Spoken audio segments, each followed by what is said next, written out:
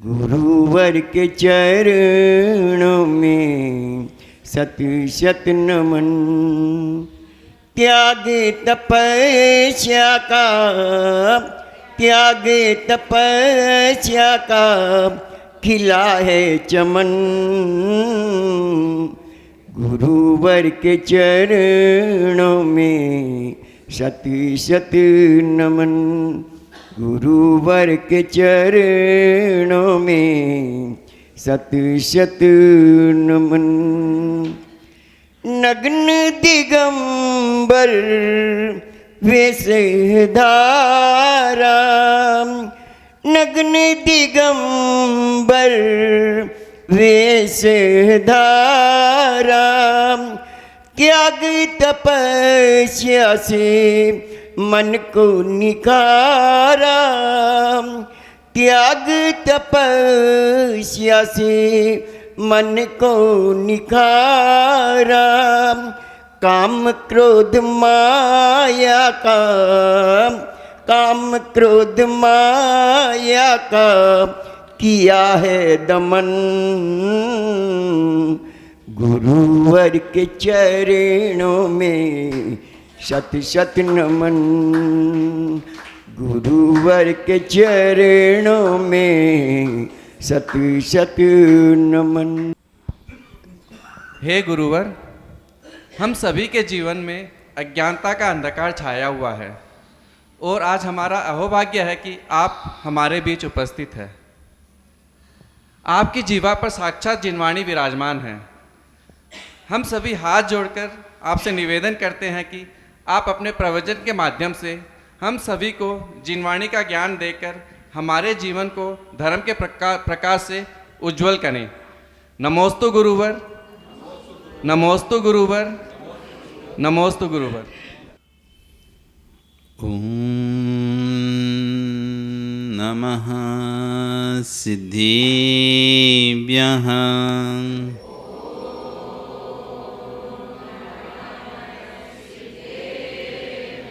ओम नमः सिद्धिभ्यः।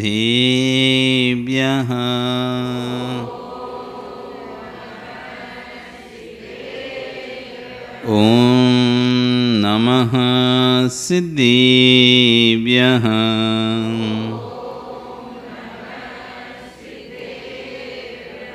तिर्यणि खग्गिणाय रुतारी मोह सिर सिरणी बिहू। आयरी राऊ पसियो परवादिनियो भव्य जी लोई। नमो अरिहंताणं, नमो सिद्धाणं, नमो आयरियाणं, नमो वज्रायाणं, नमो लोये सव्यसाहुणं। बोले अनंत अनंत से परमेष्ठी भगवान की, 24 तीर्थंकर भगवान की, वर्तमान शासन महावीर भगवान की, आचार्य श्री कुंद कुंद स्वामी महाराज की, आचार्य कुलभूषण महाराज की, कुलभद्र स्वामी महाराज की, आचार्य गणाचार्य विराग सागर जी महाराज की, आचार्य गौर शिक्षा विश्व सागर जी महाराज की, अहिंसा में विश्व धर्म की।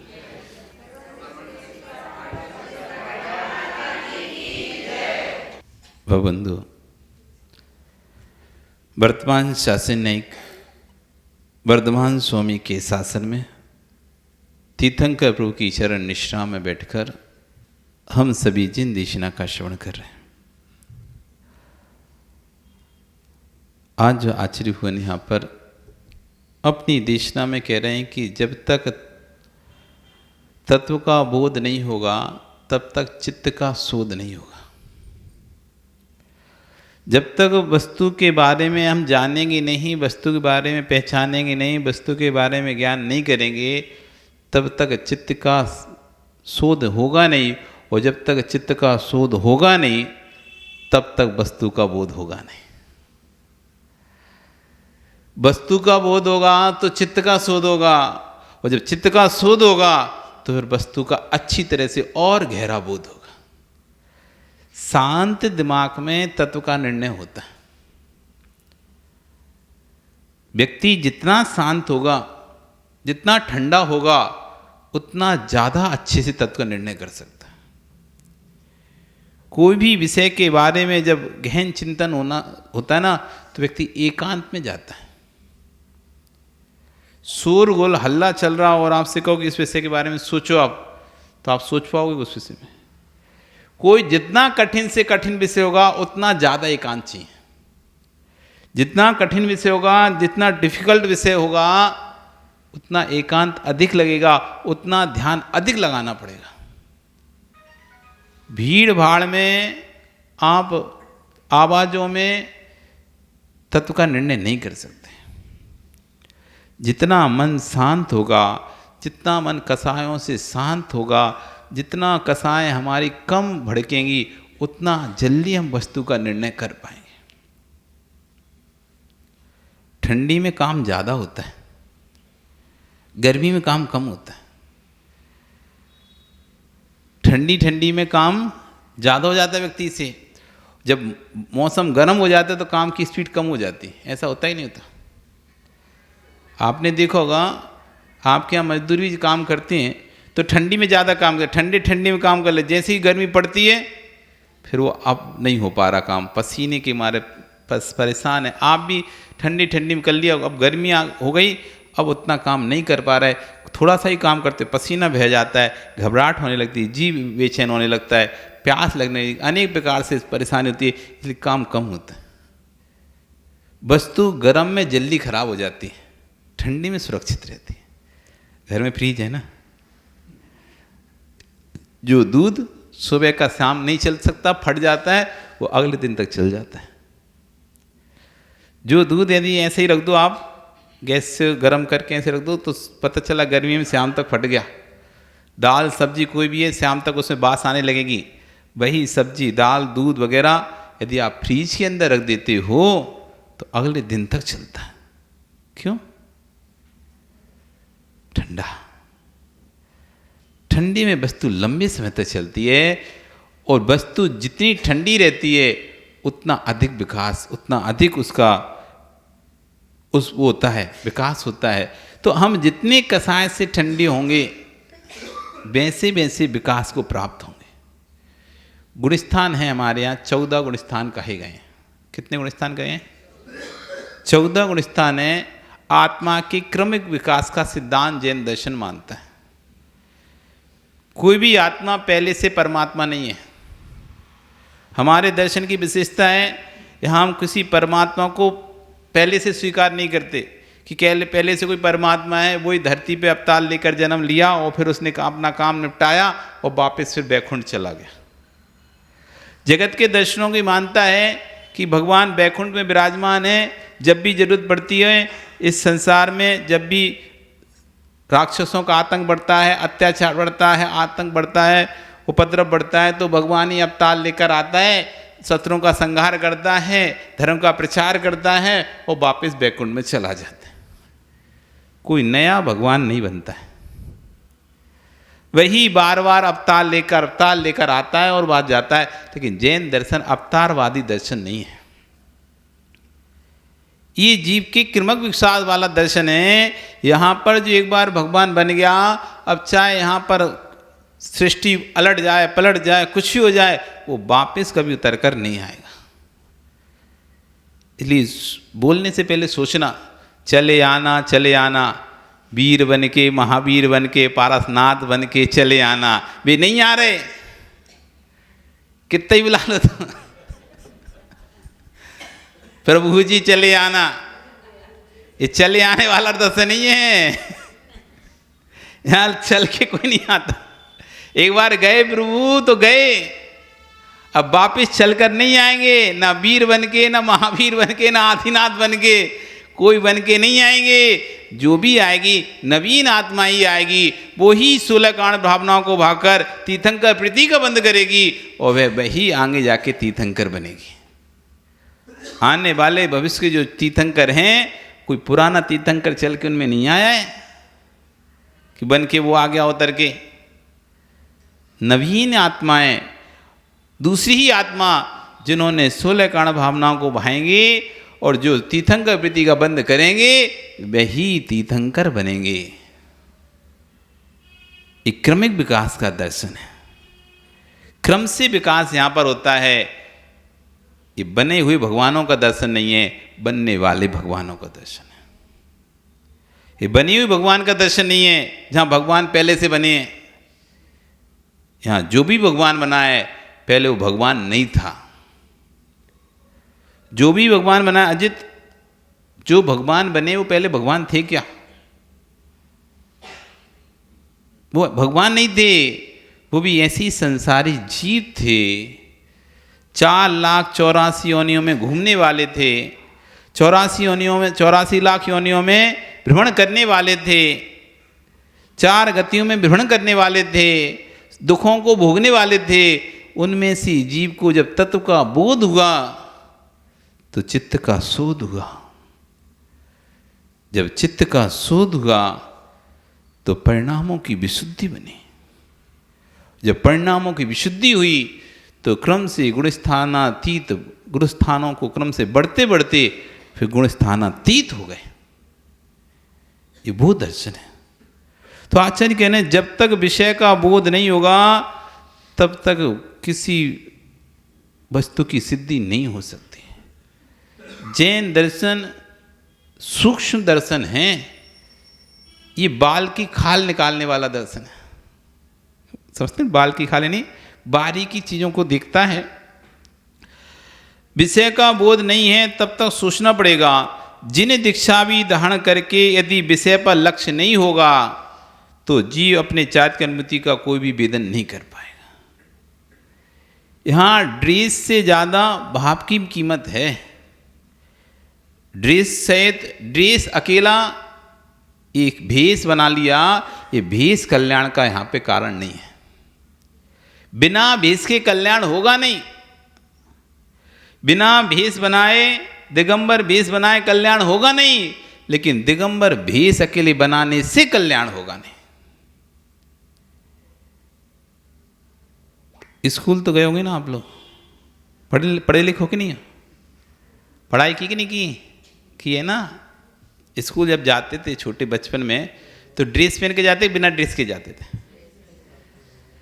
तो स्टूडेंट की पहचान ड्रेस, छात्र की पहचान ड्रेस। छात्र हैं, ड्रेस आवश्यक है, तभी पता चलेगा ये छात्र हैं। तो समझ में नहीं आएगा छात्र है कि सामान्य व्यक्ति। लेकिन ड्रेस पहन लेने से ज्ञान नहीं होगा।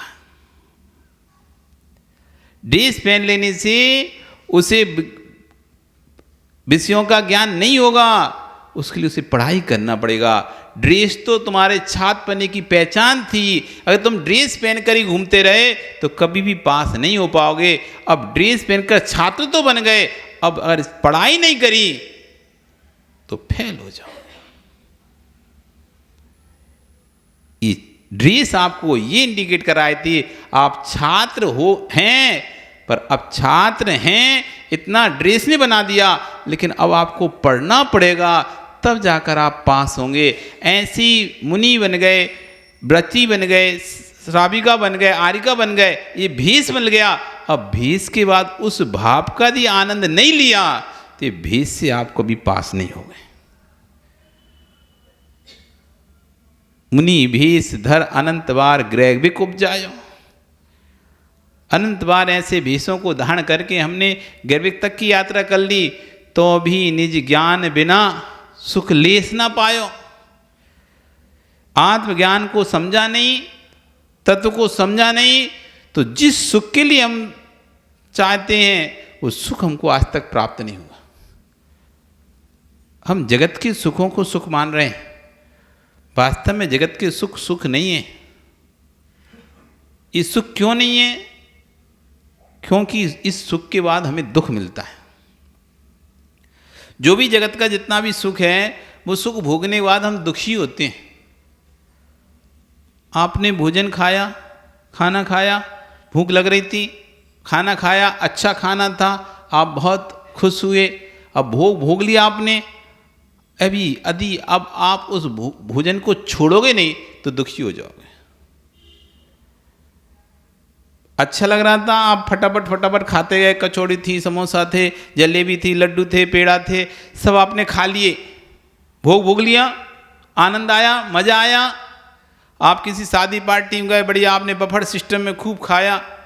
वैसे खाना नहीं चाहिए बफर सिस्टम में, जो बफर में खाते हैं वो जानवर होते हैं, क्योंकि जानवर ही ऐसा है जो खड़े होके नहीं लौच लौच के खाता है। तो आप वहाँ जाने ना खींचता नहीं करते, एक रोटी के पीछे खड़े रहते 4 लोग, मुझे दे खींचते उससे।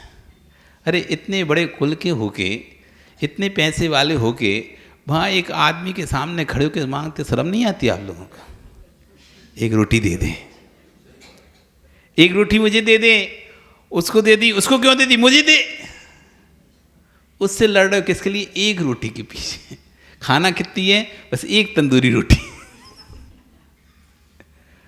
खड़ी है लान, वहाँ पे 10 लोग रखे हैं और उसने इसको तुमको ना दे के उसको दे दी, फिर आपने सोचा ठीक अगली दे देगा, अगली भी उसने तीसरे को दे दी, फिर तो आप उस रोटी के लिए लड़ बैठोगे वहाँ पे। हम पागल हैं, कितनी देर से खड़े हैं, मांग रहे हैं तुमसे, शर्म नहीं आ रही तो मांग रहे एक रोटी? इसलिए कभी नहीं खाना चाहिए बफर। जहाँ पर मांगना पड़े, मांगन से मरना भला। क्या मांग रहे हो? सीट होकर तुम, सीट होकर उस व्यक्ति के सामने हाथ फैला कर मांग रहे हो, दे दे, एक दे दे भैया, एक दे दे।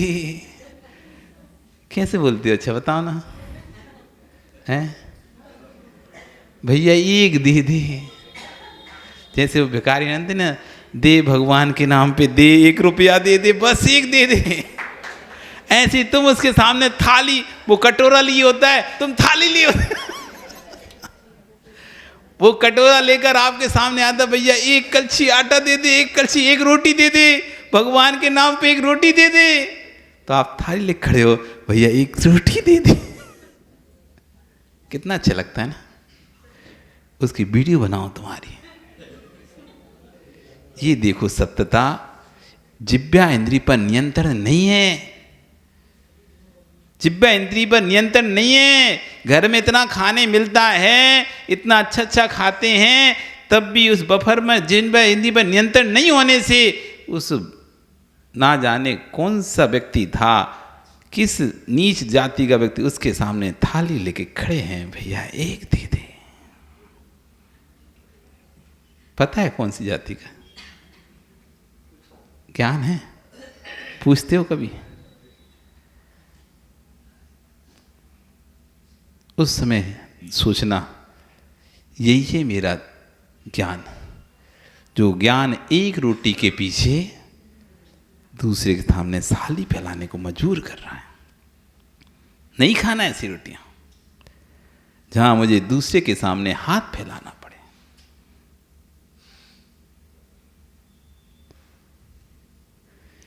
आचार्यवन कह रहे हैं, वेदन करो,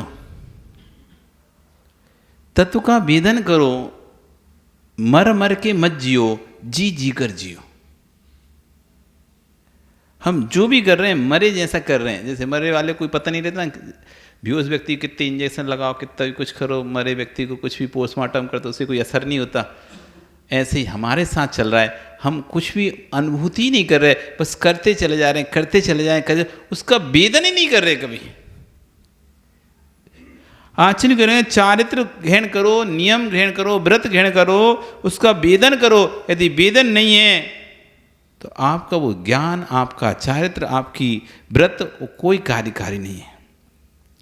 ज्ञान को निहारिए, ज्ञान को निहारिए, ज्ञान के लिए निहारिए, ज्ञान से निहारिए। हमारा ज्ञान कहाँ जा रहा है? किस दिशा में हमारा ज्ञान जा रहा है? हमारी सोच कहाँ पर जा रही है? हम कैसा लोगों के बारे में सोचते हैं? कभी इस विषय पर चिंतन करो, तटस्थ होकर बैठो कि देखो मेरे दिमाग में क्या क्या चल रहा है। कभी ऐसा करा आपने कि आधा घंटा आप जाके बैठे ऐसा आपने सोचा देखता हूँ आज मेरे तो दिमाग में क्या चल रहा है, तब आपको समझ में आएगा आप कैसे इंसान हो। हमको कौन कितना अच्छा कह रहा है, इससे हम कभी अच्छे नहीं हो सकते। दूसरा व्यक्ति हमको अच्छा कह रहा है, ये हमारे अच्छे होने का कोई प्रमाण पत्र नहीं है, क्योंकि वो तो आपको कितना ही देख रहा है। 10 मिनट, आधा घंटा, 1 घंटा आपसे मिलता है और 1 घंटे आप अच्छे से उसके साथ समय व्यतीत करते हो, वो कहता है वो तो बहुत बढ़िया इंसान है। तो 1 घंटे में आपको कौन पहचान पाएगा? तो कोई बाहर का व्यक्ति आपको अच्छा कहे, कोई बहुत बड़ी बात नहीं। घर के व्यक्ति अच्छा कहना चाहिए आपको, जिनके साथ तुम रहते हो। आप यहाँ आते हो, यहाँ पे मंदिर में बहुत सबकी सेवा करते हो, सबका काम करते हो, किताबें उठा के दे देते हो, द्रव धो के दे देते हो, टेबल दे देते हो, कुर्सी दे देते, सब दे देते हो, तो लोग तुमको कहते हैं बहुत अच्छी है वो, तो वो सबकी ध्यान रखती है। घर में बहू से अच्छा कह कर दिलवाओ। यहाँ तो तुम समाज की महिलाओं से अच्छा कहवा लेती हो, समाज के पुरुषों से अच्छा कहलवा लेते हो, अच्छा है। घर की बहू से अच्छा कह के दिखवाओ कि ससुर जी अच्छे हैं। यहाँ तो अजीत प्रशंसा कर सकता है सबकी माइक से,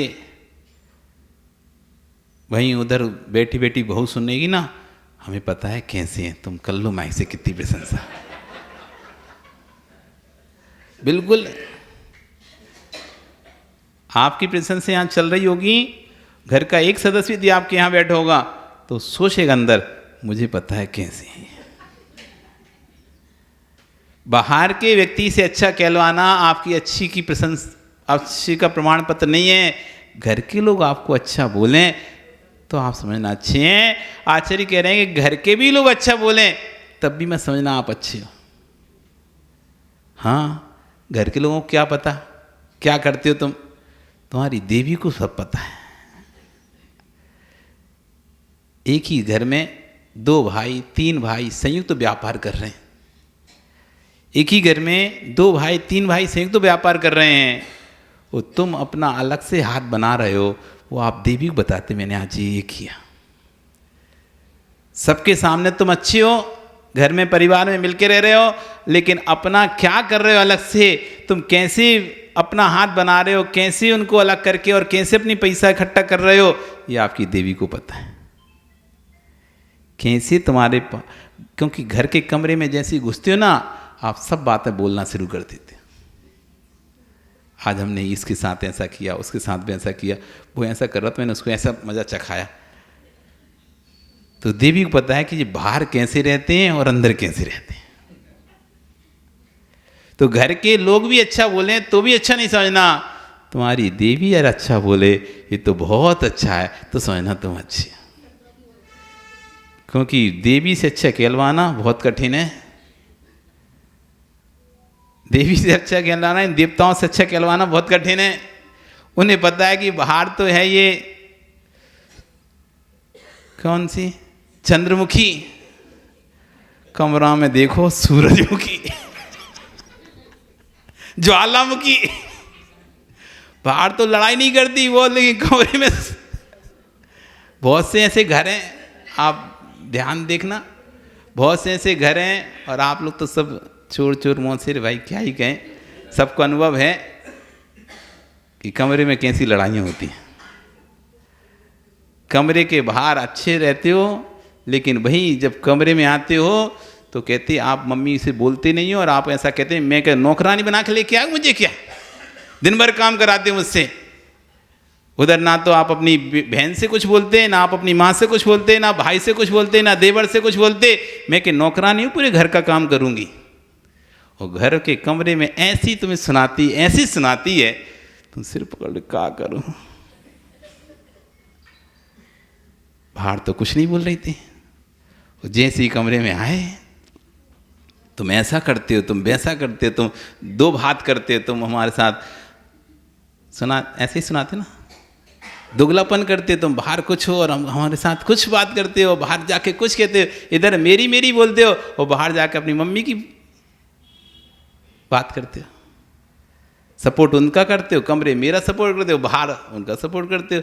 यदि मेरे साथ हो तो सबके समय में मेरे साथ रहो। ऐसे अनेक प्रकार से आप उनको सुनाते हो। तो अपने घर की देवी से अच्छा कहलवाना बहुत कठिन है। आचार्य कहते हैं कि देवी से भी अच्छा कहलवा सकते हो तुम, क्योंकि देवी को क्या है पता, देवी को तो वही पता है जो तुम उसे बता रहे हो। आपको कितना पता? आपको उतना ही पता है जितना आपके देवता ने बताया है, और सारी बात तो आपका देवता आपको बताता नहीं है। वो वही बताता है जो बताने लायक होती है, जिससे तुम शांत रहो उतनी बताता है। कौन के साथ क्या बात कर रहा है, कौन से कैसी बातें कर रहा है, वो सारी बात आपको नहीं बताता है। तो आप तो जो सुनते हो उस सुनने के आधार पर आप उसको अच्छा या बुरा का प्रमाण पत्र दे सकते हो, लेकिन देवता से देवी से अच्छा कहलाने से आप अच्छे नहीं हो। आपका स्वयं का मन जिस दिन आपको अच्छा कहने लगे, समझना आप अच्छे हो। क्योंकि जो बातें किसी को नहीं पता वो आपको पता है कि नहीं है।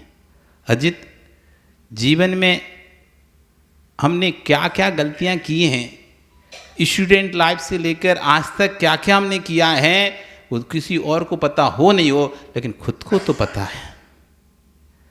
आज भले हम प्रसिद्ध हो गए हों, आज भले हम लोक में मान हो गए हों, आज भले हम समाज के प्रतिष्ठित व्यक्ति बन गए हों, प्रतिष्ठित वर्ग के संपन्न हो गए हो, आज आप बहुत अच्छे परिवार की बहू बन गई हो, लेकिन आप कुमारे में क्या करी हो ये तो आपको ही पता है ना।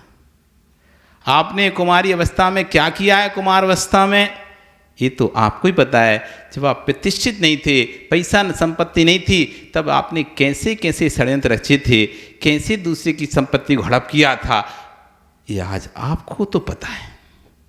पर आज आप इतने सम्माननीय हो चुके हो, लोग में प्रसिद्ध हो चुके हो, समाज में प्रसिद्ध हो गए हो, तो लोग भले आपको कहते हैं ईमानदार है, सत्यवादी है, बहुत कुछ अच्छा है, लेकिन आपको पता है आप कितने ईमानदार हो।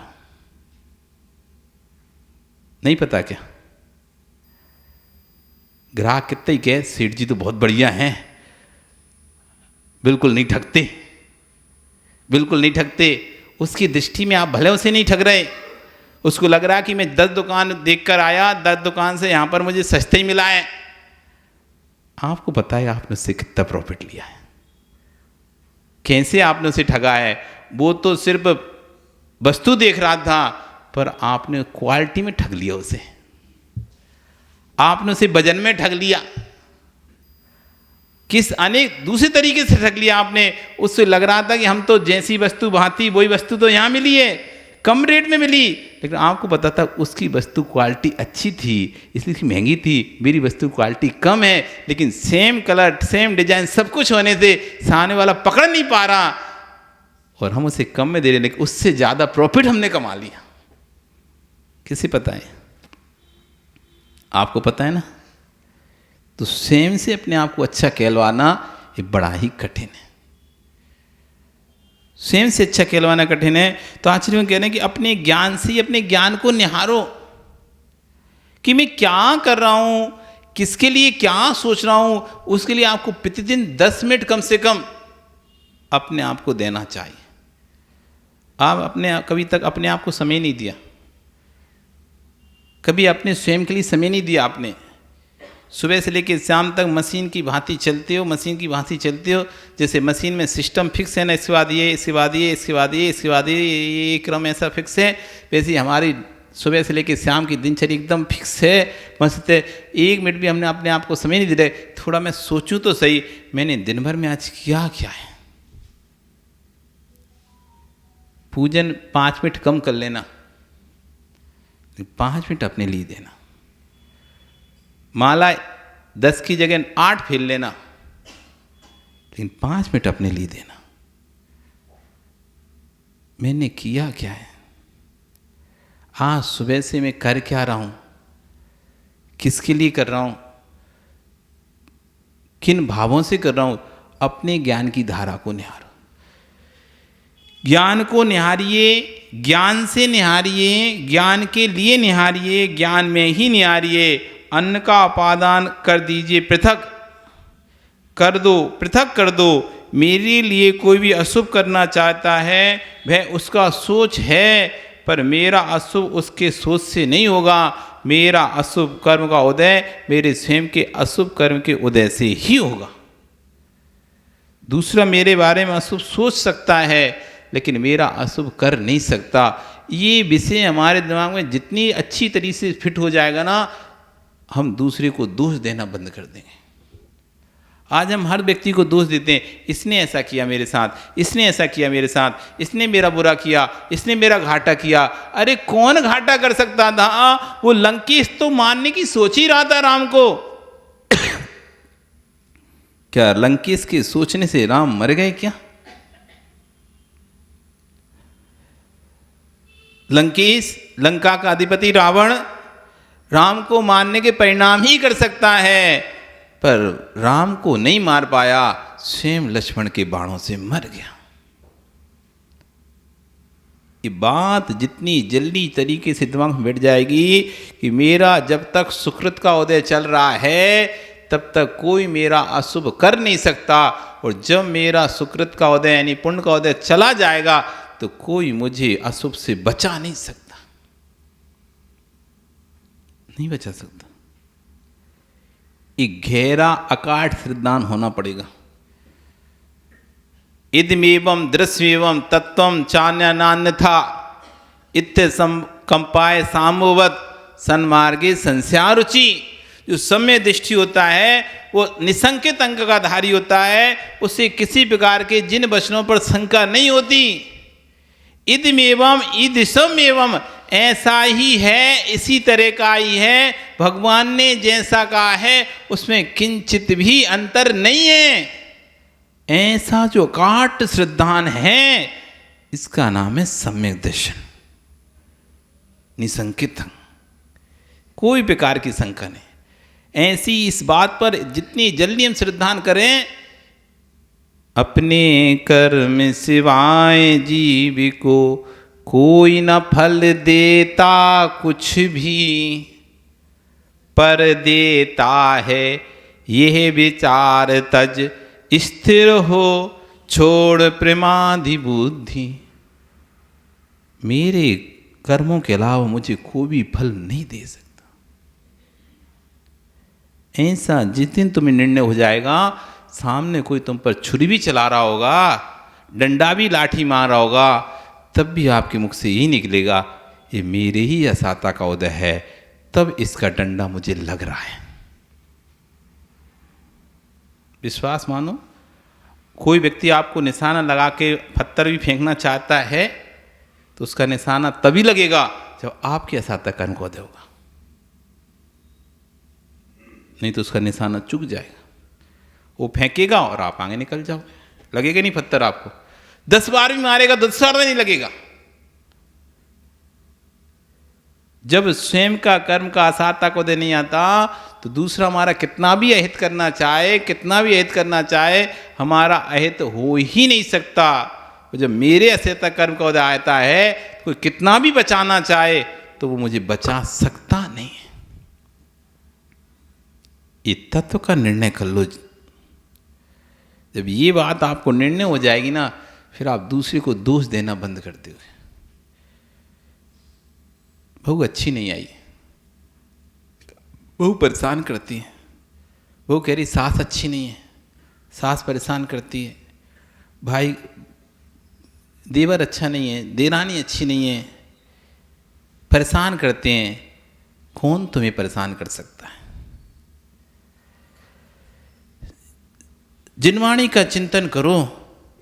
चाहे बियावान जंगल हो, चाहे महल हो, चाहे अठारी हो, सब में आनंद से जियो। जो मेरे कर्म में होगा वो मुझे अवश्य मिलेगा। मैं शांत भाव से अपने कार्य को करता जाऊं, मेरे सुकृत में जो है वो मुझे प्राप्त होगा। विश्वास रखो, यमराज भी पराधीन हैं। आज तो आप निडरता की बात करो। आश्चर्य कह रहे हैं मुझे मृत्यु से भी डर नहीं। आप लोग आश्चर्य करोगे, आपको है क्या मृत्यु से डर? हे मृत्यु, तू मेरे आयु कर्म का नाश पर ही आएगी, इसके पहले तू मेरा कुछ भी नहीं बिगाड़ सकती। जब तक मेरा आयु कर्म का क्षय नहीं होगा तो मृत्यु मुझे छू तक नहीं सकती। मेरे आयु कर्म का क्षय होगा तभी मैं मरण को प्राप्त होऊंगा। जब तक मेरा आयु कर्म शेष है, आपने देखा होगा व्यक्ति, कोई व्यक्ति 10-15-20 दिन खाना नहीं खाया तो मर जाता है, 25 दिन खाना। और कोई व्यक्ति ऐसा है महीनों सालों सालों तो वेंटिलेटर पड़ा है, कोमा में पड़ा है, खाने के नाम पे 50 ग्राम 20 ग्राम 25 ग्राम लिक्विड। इतने बड़े शरीर को चलाने में कितना लिक्विड दे रहे हैं उसे नलियों से? 50 ग्राम लिक्विड, 20 ग्राम 25 ग्राम लिक्विड। वो कब से जी रहा है? 1 साल हो गए इसको। आयु कर्म शेष है। कहाँ व्यक्ति महीना भर उपवास कर ले तो ऐसा लगता है चला ना जाए, मर ना जाए। वो कहाँ सालों तक पड़ा है,